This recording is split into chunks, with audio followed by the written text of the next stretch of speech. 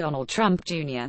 declined to tell lawmakers about conversations he had with his father regarding a June 2016 meeting with a Russian lawyer after emails detailing the meeting were made public, according to the top Democrat on the House Intelligence Committee. Trump Jr., the eldest son of President Donald Trump, met for more than 10 hours Wednesday with a committee, which is one of 3 government panels investigating whether Russia meddled in the 2016 presidential race.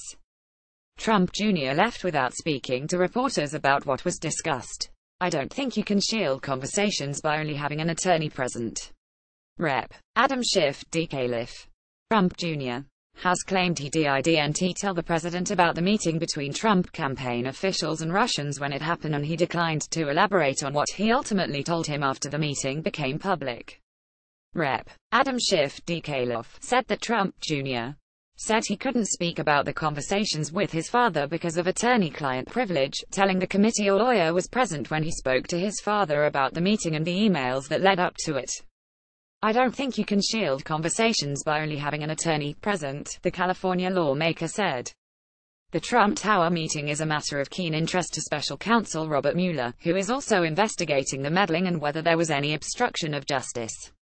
Trump Jr. and Jared Kushner, Trump's son-in-law, attended the meeting with several Russian operatives under the impression that they might receive damaging information about the Democratic presidential candidate, Hillary Clinton.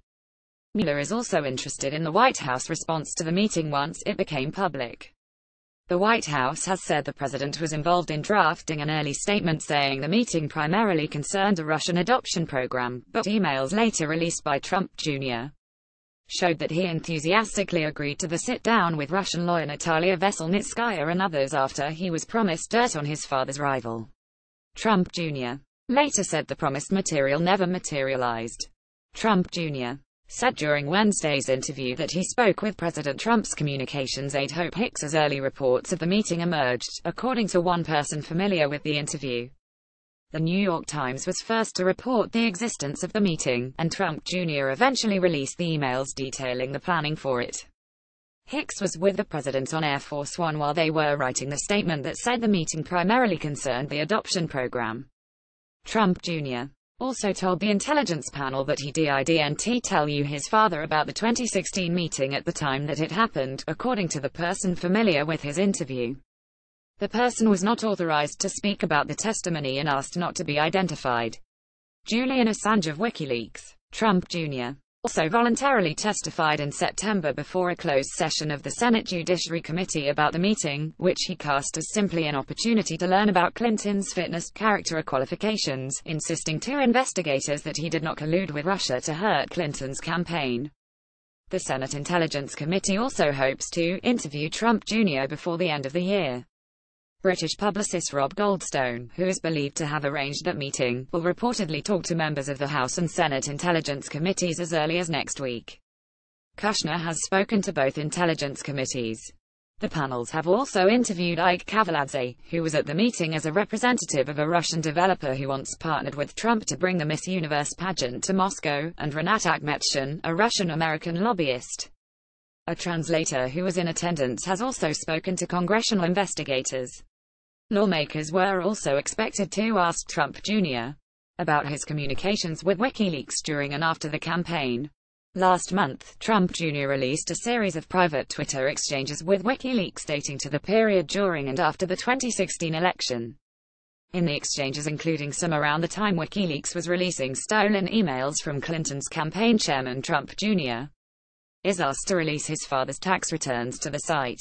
The private messages also showed Trump Jr. responding to the WikiLeaks account 3 times. He also asked the site about a rumor about an upcoming leak. The messages began in September 2016 and ran through the following July. Trump Jr. played down the exchanges as he released them. "Here is the entire chain of messages with at WikiLeaks with my whopping 3 responses which one of the congressional committees has chosen to selectively leak," he tweeted. How ironic. Trump Jr.'s lawyers had already released the exchanges to the congressional committees investigating Russian intervention. In an October 3, 2016 message, the WikiLeaks Twitter account sent Trump Jr. an article that included critical comments Clinton had made about site editor Julian Assange and said, "It'd be great if you guys could comment on push this story." Trump Jr. replied, "Already did that earlier today. It's amazing what she can get away with." 2 minutes later, Trump Jr.